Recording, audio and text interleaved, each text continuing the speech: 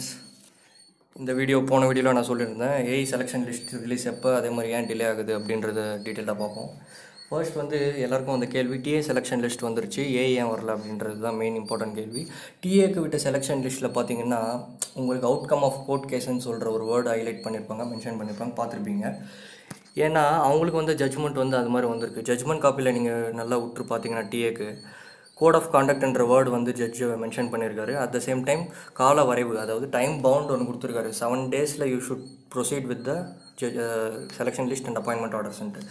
So இது concerned superintending engineers and chief engineer எல்லாருக்குமே இந்த ஆர்டர் பாஸ் ஆயிருக்கு. அவங்க எல்லாருமே ஸ்டெப் எடுத்து தான் ஆகணும். ஸோ இது சிஇ பர்சனலாக சேர்மன் கம் மேனேஜிங் டைரக்டர் யாருன்னா இது அப்போஸ் பண்ணியிருந்தால் என்ன ஆகும்னா, சப்போஸ் அவங்க கொடுத்த அந்த 7 daysக்குள்ளே இவங்க போடலைன்னா இவங்க கண்டெம்ட் ஆஃப் கோர்ட்டுன்னு ஆகிடும். கண்டெம்ட் ஆஃப் கோர்ட் எப்படின்னா, கோர்ட்டு சொன்ன ஒரு தீர்ப்பை அவமதித்து நீங்கள் எதுவும் பண்ணல அப்படின்ற ஒரு இதாகிடும்.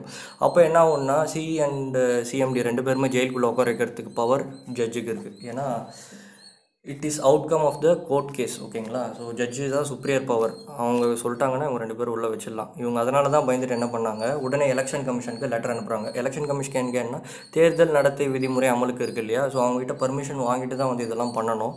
ஏன்னா ஆளுங்கட்சிக்கு ஃபேவராக போகலாம், அந்த இதெல்லாம் ரீசன்ஸ் இருக்குது. ஸோ இந்த பீரியடில் இவங்க கொடுத்து தான் ஆகணும் அந்த லெட்டர். ஸோ எலெக்ஷன் கமிஷன் கிட்ட அப்ரூவலும் வந்துருச்சு.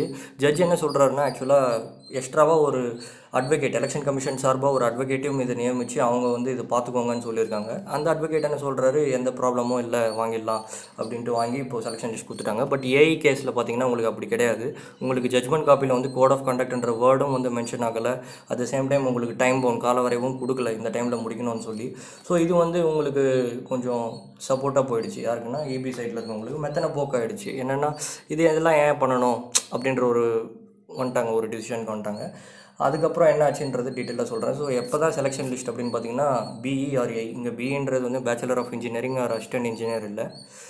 இது before election or after election. ரொம்ப மொக்க தான், பரவாயில்ல. Okay, before election after election ஏன் அப்படின்னா, அந்த ரெக்ரூட்மெண்ட் ஹெட்கிட்ட நான் நேற்று காண்டாக்ட் பண்ணி பேசும்போது, எலெக்ஷன் கமிஷனுக்கு இப்போ தான் ஏஐக்கு ரிசல்ட் வர்றதுக்கு லெட்டர் அமைச்சிருக்காங்க. அந்த லெட்டர் எலெக்ஷன் கமிஷனுக்கு ரீச் ஆகிடுச்சு. அந்த எலெக்ஷன் கமிஷன் அப்ரூவ் பண்ணி ரிட்டர்ன் அனுப்பிச்சா தான் அந்த ஆர்டர் இவங்களுக்கு ரிசீவ் ஆனால் தான் இவங்க selection list or appointment order விட முடியும். ஸோ இது confirmed news. So before election, election இந்த சென்ஸ் நான் இங்கே சொல்கிறது போலிங் டேட் ஏப்ரல் 18th முன்னாடி வரலாம், அப்படி இல்லைனா ஏப்ரல் 18th அப்புறம் வரலாம்.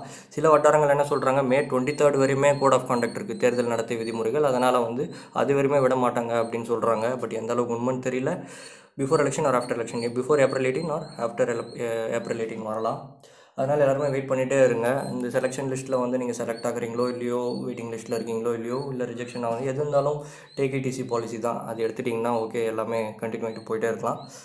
இந்த டைம் கட் ஆஃப் எல்லாருமே எதிர்பார்க்கறத விட ரொம்ப ஹையாக தான் இருக்கும். கட் ஆஃப் ப்ரெடிக்ஷன் இப்போத்துக்கு பண்ண முடியாது. ஏன்னா எத்தனை அதர் ஸ்டேட் கேண்டிடேட்ஸ் மேலே இருக்காங்கன்னு தெரியாது. இவங்க பண்ண மிகப்பெரிய தப்பு அதர் ஸ்டேட் கேண்டிடேட்ஸ் உள்ளே எழுத விட்டது தான் தமிழ்நாடு இளைஞர்களோட வாழ்வாதாரம் பாதிக்கிறதுனால நெக்ஸ்ட் ரெக்ரூட்மெண்ட்டில் அது கேன்சல் பண்ணுவோம், அதெல்லாம் மாற்றிடுவோம்னு சொல்கிறாங்க.